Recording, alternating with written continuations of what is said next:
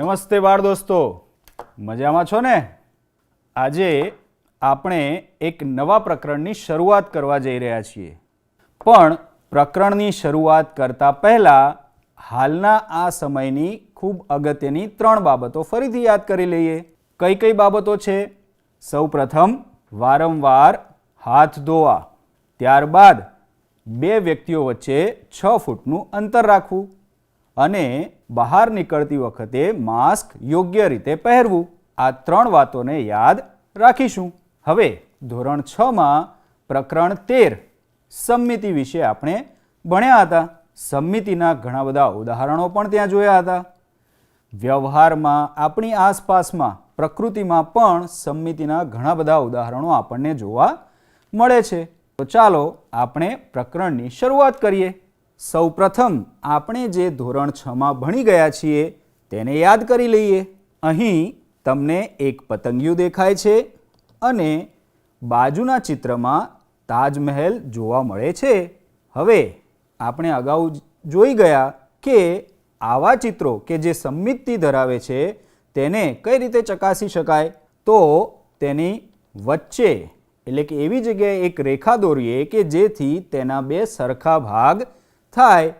અહીં તમે જોઈ શકો છો કે બંને ચિત્રમાં વચ્ચે આપણે એ તૂટક રેખાથી દર્શાવેલ છે, જેથી જે તે ચિત્રનો ડાબી તરફનો ભાગ અને જમણી તરફનો ભાગ બંને એકબીજા પર બંધ બેસતા આવે છે. આવા ચિત્રોને અથવા આવી આકૃતિઓને આપણે શું કહીએ છીએ? સંમિત આકૃતિઓ તરીકે ઓળખીએ છીએ. બાળ દોસ્તો, આપણે ધોરણ 6માં કાગળ કાપીને સંમિત આકૃતિઓ બનાવતા શીખ્યા હતા. અહીં તમે 2 ચિત્રમાં જોઈ શકો છો કે 2 અલગ અલગ આકારો કાગળમાંથી કાપવામાં આવ્યા છે. કાગળને આપણે 2 વાર વાળ્યો છે, એટલે કે 2 વખત ગળી પાડવામાં આવેલ છે અને વચ્ચેના ભાગમાંથી એટલે કે ખૂણામાંથી આપણે કોઈ એક આકાર કાપીએ તો આ પ્રકારે તમને 2 અલગ અલગ સંમિત આકૃતિઓ જોવા મળશે. તમે પણ તમારી પાસે રહેલા નકામા કાગળ અથવા તો જો તમે એને વધારે સારી રીતે કરવા માંગતા હોય પ્રવૃત્તિને, તો રંગીન કાગળ અહીં લીધા છે તેવી રીતે લઈને અલગ અલગ સંમિત આકૃતિઓ બનાવી શકો અને તેને સુશોભન માટે પણ ઉપયોગમાં લઈ શકો છો. અહીં સંમિતિનો ઉપયોગ ઘણા બધા લોકો શેના માટે કરે છે? ધોરણ 6માં આપણે અંગ્રેજી મૂળાક્ષરો અને તેની સંમિતિ રેખાઓની સંખ્યા વિશે ભણી ગયા. ત્યાં આપણે અરીસાનો પણ ઉપયોગ કર્યો હતો. અરીસાના ઉપયોગ દ્વારા આપણે અલગ અલગ અંગ્રેજી મૂળાક્ષરોમાં સંમિતિ રેખા ક્યાં મળે તે શોધી શકીએ. તો ચાલો આપણે જોઈએ કે અંગ્રેજી મૂળાક્ષરોમાં કયા અક્ષરમાં કેટલી સંમિતિ રેખાઓ મળે છે. અહીં તમે જોઈ શકો છો કે કેટલાક મૂળાક્ષરો ગાયબ છે. હવે આપણે વારાફરતી જોઈએ કે તે મૂળાક્ષરોની ખાસિયત શું છે. સૌપ્રથમ એ, તેને અહીં દર્શાવ્યા પ્રમાણે એક સંમિતિ રેખા મળે છે. ત્યારબાદ બીજો મૂળાક્ષર છે એમ, તેને પણ અહીં દર્શાવ્યા પ્રમાણે એક સંમિતિ રેખા મળે છે. ટી, તેને પણ એક સંમિતિ રેખા છે. યુ, તેમાં પણ વચ્ચે એક સંમિતિ રેખા દર્શાવેલ છે. અને વી, ડબલ્યુ અને વાય. શું તમે કહી શકો છો કે આ જે લાલ રંગમાં દર્શાવેલા અક્ષર છે તે બધાની એક મૂળ ખાસિયત છે? શું છે તેની ખાસિયત? આ બધા જ મૂળાક્ષરો એક ઊભી સંમિતિ રેખા ધરાવતા મૂળાક્ષરો છે. હવે આપણે એવા મૂળાક્ષરો જોઈએ કે જેમાં આ સિવાયની સંમિતિ રેખા જોવા મળે. તો અહીં પણ કેટલાક મૂળાક્ષરો દેખાતા નથી. તમે જોઈ શકો છો કે સી. હવે તેને કઈ રીતે સંમિતિ રેખા દોરીશું કે જેથી સી એ સંમિત આકૃતિ બને? વિચારો તો. જો તેને આડી એટલે કે સમક્ષિતિજ સંમિતિ રેખા દોરવામાં આવે તો તેની ઉપર તરફનો ભાગ અને નીચે તરફનો ભાગ બંને એકબીજા પર બંધ બેસતા આવશે, એટલે કે સી સમમિત આકૃતિ બનશે. તેવી જ રીતે મૂળાક્ષર ડીમાં પણ જો તેને આપણે આડી સમમિતિ રેખાથી અલગ પાડીશું તો તે પણ સમમિત આકૃતિ બનશે. શું તમે સી અને ડીમાં ઊભી સમમિતિ રેખા દોરી શકો ખરા? વિચારો તો અને તમારા જવાબને ચકાસો તો તમને ખ્યાલ આવશે કે અહીં આ મૂળાક્ષરોને આપણે ઊભી સમમિતિ રેખા વડે સમમિત આકૃતિ તરીકે દર્શાવી શકીશું નહીં. ત્રીજો મૂળાક્ષર ઈ, તેને પણ એક આડી સમમિતિ રેખા છે. બરાબર છે. હવે મૂળાક્ષર એચની વાત કરીએ. શું મૂળાક્ષર એચમાં ઊભી સમમિતિ રેખા મળશે ખરી? ચાલો જોઈએ. તો અહીં પણ ઊભી સમમિતિ રેખા વડે મૂળાક્ષર એચને આપણે સમમિત આકૃતિ તરીકે દર્શાવી શકીએ છીએ. તે જ રીતે જો આડી સમમિતિ રેખા દોરીએ તો પણ તેની ઉપર તરફનો ભાગ અને નીચે તરફનો ભાગ બંને સમમિત એટલે કે એકબીજા પર બંધ બેસતા આવે છે. તેથી એચને આપણે કહી શકીએ કે બે સમમિતિ રેખાઓ છે. ત્યારબાદ બીજો મૂળાક્ષર છે આઈ, તેને પણ એક ઊભી સમમિતિ રેખા અને આડી સમમિતિ રેખા છે. હવે મૂળાક્ષર એક્સ, તેને પણ એક ઊભી સમમિતિ રેખા અને આડી સમમિતિ રેખા છે. તો અહીં તમે જોઈ શકો છો કે 3 મૂળાક્ષરો વાદળી રંગમાં દર્શાવેલ છે અને 3 મૂળાક્ષરો લીલા રંગથી દર્શાવેલ છે. વાદળી રંગના મૂળાક્ષરોની ખાસિયત શું છે? તો તે એક આડી સમમિતિ રેખા ધરાવે છે. જ્યારે લીલા રંગથી દર્શાવેલા મૂળાક્ષરોની ખાસિયત એ છે કે તે આડી અને ઊભી એમ બે સમમિતિ રેખાઓ ધરાવે છે. આ બાબતો આપણે ધોરણ 6માં ભણી ગયા છીએ. હવે નિયમિત બહુકોણ વિશે સમજીએ અને નિયમિત બહુકોણમાં સમમિતિ રેખાઓ કેવી રીતે રચી શકાય અને કયા કયા બહુકોણને કેટલી સમમિતિ રેખાઓ મળે તેના વિશે અભ્યાસ કરીએ. તો નિયમિત બહુકોણ કોને કહી શકાય? તો જે બહુકોણના બધા ખૂણા અને બધી બાજુઓના માપ સરખા હોય તે બહુકોણને નિયમિત બહુકોણ કહે છે. અર્થાત જે બહુકોણની બધી જ બાજુઓના માપ એક સરખા હોય તથા બધા જ ખૂણાઓના માપ પણ એક સરખા હોય તો તે બહુકોણને નિયમિત બહુકોણ તરીકે ઓળખવામાં આવે છે. હવે નિયમિત બહુકોણના ઉદાહરણો જોઈએ. સમબાજુ ત્રિકોણ. તમે જોઈ શકો છો કે આકૃતિમાં તમને એક સમબાજુ ત્રિકોણ દર્શાવેલ છે. તેની 3 બાજુઓના માપ સરખા છે. ઉપરાંત 3 ખૂણાઓના માપ પણ સરખા છે. તમે જાણો છો કે ત્રિકોણના 3 ખૂણાનો સરવાળો 180 થાય છે. તેથી દરેક ખૂણાનું માપ 60 અંશ થશે. પણ આ માત્ર સમબાજુ ત્રિકોણ માટે જ ત્રણેય ખૂણાનું માપ 60 અંશ થશે. હવે આપણે 4 બાજુ ધરાવતા નિયમિત બહુકોણ વિશે જોઈએ. તો તેવા બહુકોણને આપણે શું કહીશું? ચોરસ.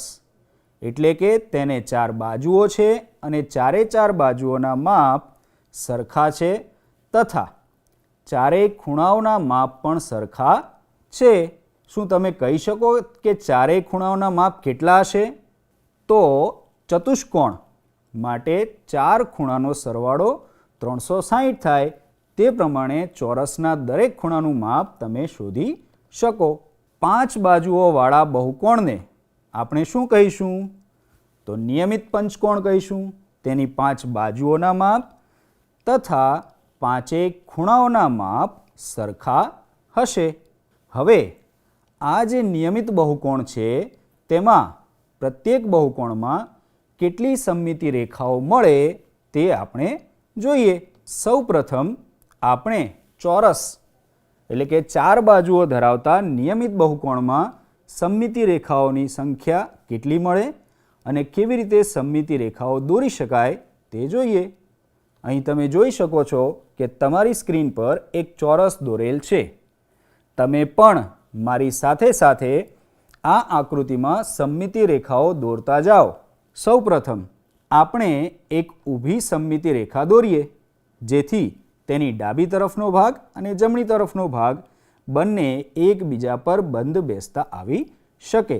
સમમિતિ રેખા શોધવાનો બીજો એક ઉપાય પણ આપણે ધોરણ 6માં ભણી ગયા હતા કે કોઈ પણ આકૃતિને જો તે કાગળ પર દોરેલ હોય તો તેને વચ્ચેથી વાળીને એવી રીતે ગોઠવીએ કે જેથી તેના ડાબી તરફનો ભાગ અને જમણી તરફનો ભાગ એકબીજા પર બંધ બેસતા આવે તો તે જે ગળી પાડેલ છે તે ભાગ એટલે કે તે રેખા સમમિતિ રેખા બને છે. આ બાબતને ધ્યાનમાં રાખતા જઈએ અને ચોરસની સમમિતિ રેખાઓ દોરતા જઈએ. બીજી સમમિતિ રેખા આપણે આ રીતે એટલે કે આડી સમમિતિ રેખા એટલે કે સમક્ષિતિજ સમમિતિ રેખા દોરી શકીએ. હવે વિચારો તો આ સિવાય ચોરસને બીજી સમમિતિ રેખાઓ મળી શકશે ખરી? તમે તમારી નોટબુકમાં પ્રયત્ન કરી જુઓ તો અને કાગળ પર ચોરસ દોરીને તેને કાપીને પણ તમે ચકાસી શકો. ચોરસને આ સિવાય પણ હજી સમમિતિ રેખાઓ મળશે. કઈ રીતે? તો ચાલો જોઈએ. આ રીતે જો ચોરસના વિકર્ણ અને સમમિતિ રેખા લઈએ તો તે ત્રીજી સમમિતિ રેખા અને બીજા વિકર્ણને જો સમમિતિ રેખા તરીકે લઈએ તો તે ચોથી સમમિતિ રેખા બનશે. આમ ચોરસને 4 સમમિતિ રેખાઓ મળશે. બરાબર ને બાળ દોસ્તો? શું તમે ચકાસ્યું નોટબુકમાં દોરીને? જો ના ચકાસ્યું હોય તો ચકાસી લેજો. હવે આપણે 5 બાજુઓ ધરાવતા નિયમિત બહુકોણ એટલે નિયમિત પંચકોણ વિશે જોઈએ. નિયમિત પંચકોણ તમારી સામે અહીં સ્ક્રીન પર દર્શાવેલ છે. તમારે જો તમારી નોટબુકમાં નિયમિત પંચકોણ રચવો હોય તો આ બાબતોનું ધ્યાન રાખવું. 5 બાજુઓના માપ સરખા થવા જોઈએ. ઉપરાંત દરેક ખૂણાનું માપ 108 અંશ થવું જોઈએ. આ બંને બાબતોને ધ્યાનમાં રાખીને તમે નિયમિત પંચકોણ રચી શકો છો. હવે નિયમિત પંચકોણની સમમિતિ રેખાઓ વિશે વિચારીએ. સૌપ્રથમ આપણે ઉપરના એક શિરોબિંદુએથી સમમિતિ રેખા દોરીએ, જેથી તેની ડાબી તરફનો ભાગ અને જમણી તરફનો ભાગ બંને સરખા ભાગ થશે. એટલે કે આપણી આ પહેલી સમમિતિ રેખા છે. હવે તમે સમજી ગયા છો કે આપણે બીજી સમમિતિ રેખા ડાબી તરફના બીજા શિરોબિંદુએથી દોરીશું. તે આપણી બીજી સમમિતિ રેખા બનશે અને ત્રીજી સમમિતિ રેખા આપણે ત્રીજા શિરોબિંદુએથી દોરીશું. હજી આપણી પાસે ચોથું અને પાંચમું શિરોબિંદુ છે. તેનો ઉપયોગ કરતા જઈએ તો ચોથી સમમિતિ રેખા અને પાંચમી સમમિતિ રેખા મળશે. શું આનાથી વધારે સમમિતિ રેખાઓ મળી શકે ખરી? તમે વિચારી જુઓ. જો તમે કાગળ પર પંચકોણ દોર્યો હોય તો તેને અલગ અલગ વચ્ચેના ભાગોથી વાળીને તમે આ બાબતની ચકાસણી કરી શકો છો. તો તમને ખ્યાલ આવશે કે નિયમિત પંચકોણમાં 5થી વધારે સમમિતિ રેખા મળશે નહીં. નિયમિત પંચકોણમાં બાજુઓ 5 છે અને સમમિતિ રેખાઓ પણ 5 છે. હવે તમારા પાઠ્યપુસ્તકના સ્વાધ્યાય 14.1ના પ્રશ્ન 1 વિશે વિચારીએ. તેની અંદર તમને કેટલીક આકૃતિઓ આપેલ છે અને તે આકૃતિની અંદર તમારે સમમિતિની અક્ષ શોધવાની છે. એટલે શું કરવાનું? સમમિતિની અક્ષ એટલે આપણે જે ભણ્યા કે સમમિતિ રેખા દોરવાની કે જેથી તેની ડાબી તરફનો ભાગ અને જમણી તરફનો ભાગ અથવા તો ઉપર તરફનો ભાગ અને નીચે તરફનો ભાગ બંને એકબીજા પર બંધ બેસતા આવે. તે પ્રકારે આપણે એક સમમિતિ રેખા દોરવાની છે. તો તમે સમજી ગયા છો કે આકૃતિ એમાં મારે કઈ રીતે સમમિતિ રેખા દોરવી પડશે. આપણે જો એક ઊભી સમમિતિ રેખા દોરીએ તો તેની ડાબી તરફનો ભાગ અને જમણી તરફનો ભાગ બંને એકબીજા પર બંધ બેસતા આવશે. એટલે કે આપણે જે રેખા દોરી છે તે સમમિતિ રેખા અથવા તો સમમિતિની અક્ષ થશે. બીજી આકૃતિમાં આપણે ઊભી સમમિતિ રેખા દોરી શકીશું ખરા? વિચારો તો. નહીં. આપણને જોતા જ ખ્યાલ આવે છે કે ત્યાં આપણે ઊભી સમમિતિ રેખા દોરી શકીશું નહીં. તો આ જે આકાર છે એટલે કે ચોરસ છે તેના વિકર્ણને જો આપણે સમમિતિ રેખા તરીકે લઈએ તો તે સમમિતિની અક્ષ બનશે. એટલે અહીં આ રીતે આકૃતિમાં દર્શાવ્યા પ્રમાણેની સમમિતિની અક્ષ મળશે. ત્રીજી આકૃતિમાં જો હું આ રીતે ઊભી સમમિતિ રેખા દોરીશ તો જોઈ શકાય છે કે તેની ડાબી તરફના ભાગ અને જમણી તરફના ભાગ સરખા નથી, માટે આ સમમિતિની અક્ષ નથી. આપણે માત્ર આકારને ધ્યાનમાં લેવાનો નથી. જો અહીં બે ટપકા ન દર્શાવ્યા હોત તો ઊભી રેખા એ સમમિતિ રેખા બને, પરંતુ અહીં આકૃતિમાં બે ટપકા દર્શાવેલ છે, તેથી ઊભી રેખા સમમિતિની અક્ષ બનશે નહીં. તો આપણે આ આકૃતિને ધ્યાનમાં રાખીને એવી રીતે સમમિતિ રેખા દોરવી પડે કે જેથી તેની બંને બાજુના ભાગ સરખા થાય.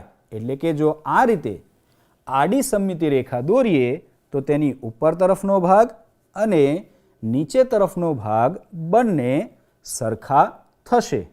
તે જ રીતે આકૃતિ ડીમાં પણ આપણે આડી સમમિતિ રેખા દોરી શકીએ. આકૃતિ ડીમાં આ સિવાય કોઈ સમમિતિ રેખા મળી શકે ખરી? તમે જાતે પ્રયત્ન કરીને આનો જવાબ મેળવી શકો છો. હવે આકૃતિ ઈની વાત કરીએ. આકૃતિ ઈમાં ઊભી સમમિતિ રેખા તો તે પણ મળી શકે છે, કારણ કે તેનાથી ડાબી તરફનો ભાગ અને જમણી તરફનો ભાગ સરખો બને છે. બીજી સમમિતિ રેખા આડી સમમિતિ રેખા.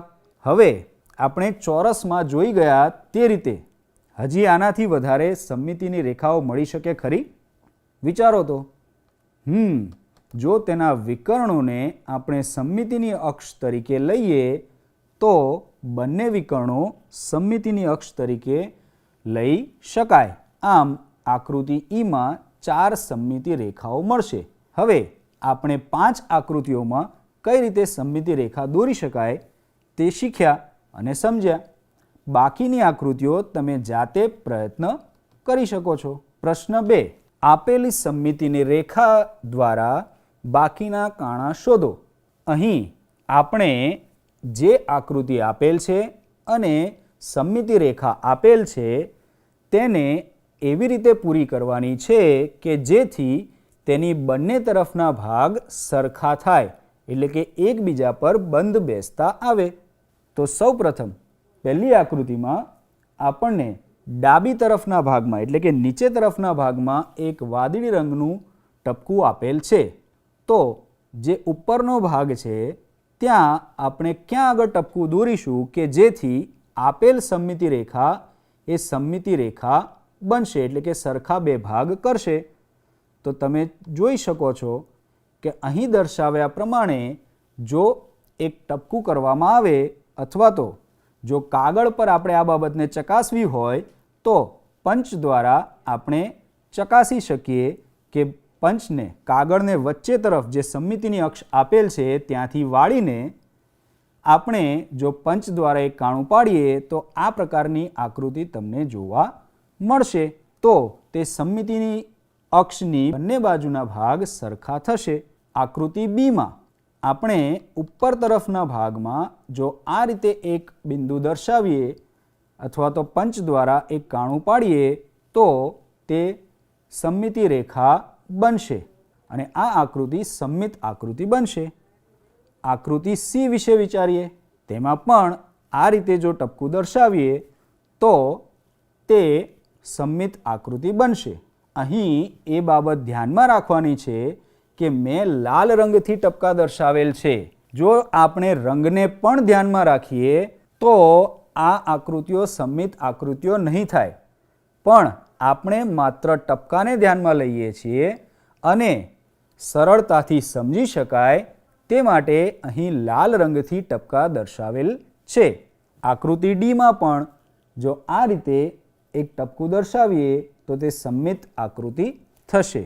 આકૃતિ ઈમાં હાલ જે સમમિતિ રેખા દર્શાવેલ છે તે સમમિતિ રેખા બને તે રીતે મારે કઈ જગ્યાએ કાણા પાડવા પડશે અથવા તો કઈ જગ્યાએ બિંદુઓ દર્શાવવા પડશે વિચારો. તો અહીં મારે એ બાબત ધ્યાનમાં રાખવી પડશે કે ડાબી તરફનો ભાગ અને જમણી તરફનો ભાગ એકબીજા પર બંધ બેસતા આવે.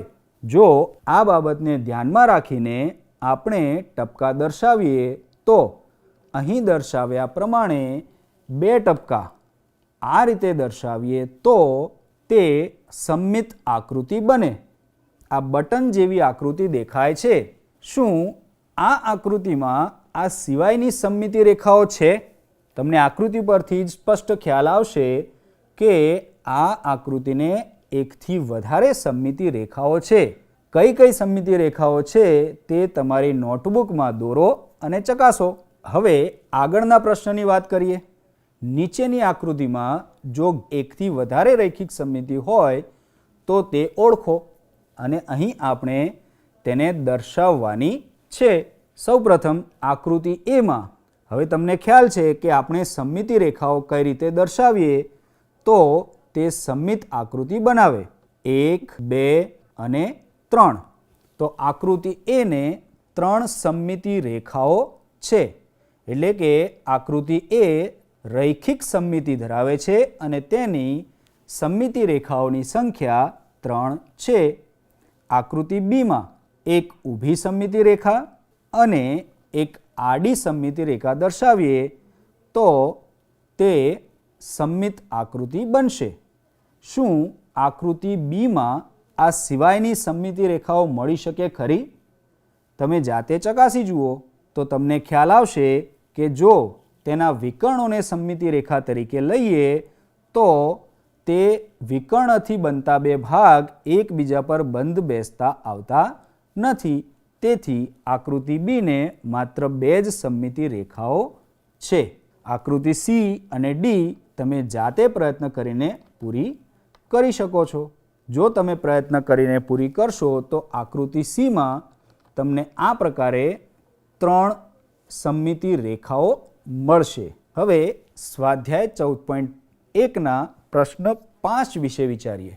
અહીં આપેલ આકૃતિમાં કોઈ એક વિકર્ણને સમમિતિ રેખા તરીકે લઈને આપણે સમમિતિ રેખા સાચી બને તે રીતે કેટલાક ચોરસ છાયાંકિત કરવાના છે. ચોરસને આપણે એવી રીતે છાયાંકિત કરવાના છે કે આપણે વિકર્ણને સમમિતિ રેખા બનાવવાની છે. એટલે કે તેની ડાબી તરફનો ભાગ અને જમણી તરફનો ભાગ બંને સરખા થવા જોઈએ. તમે નોટબુકમાં આ આકૃતિની નકલ કરો અને મારી સાથે આ પ્રક્રિયા કરતા જાઓ. સૌપ્રથમ આપણે પહેલી હરોળમાં 3જા નંબરના ચોરસને જો આપણે વિકર્ણને સમમિતિ રેખા તરીકે લઈએ તો તમે જોઈ શકો છો કે આ સ્થિતિમાં બંને ભાગ એકબીજા પર બંધ બેસતા આવે તે રીતે નથી. જો તેને સમમિત બનાવવો હોય તો સૌપ્રથમ હું પહેલી હરોળમાં 3જા નંબરનો ચોરસ છે તેને છાયાંકિત કરીશ.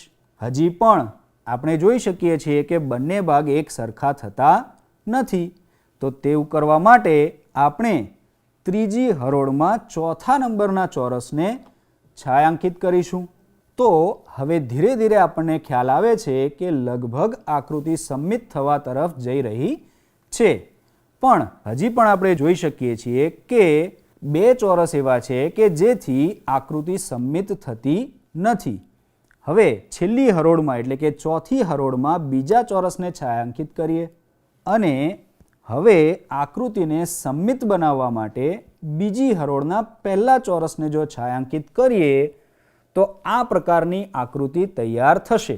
હવે તમે જોઈ શકો છો કે સમમિતિ રેખા એટલે કે વિકર્ણની ઉપર તરફનો ભાગ એટલે કે ડાબી તરફનો ભાગ અને જમણી તરફના ભાગ બંને એકબીજા પર બંધ બેસતા આવે તે રીતે ગોઠવાય છે.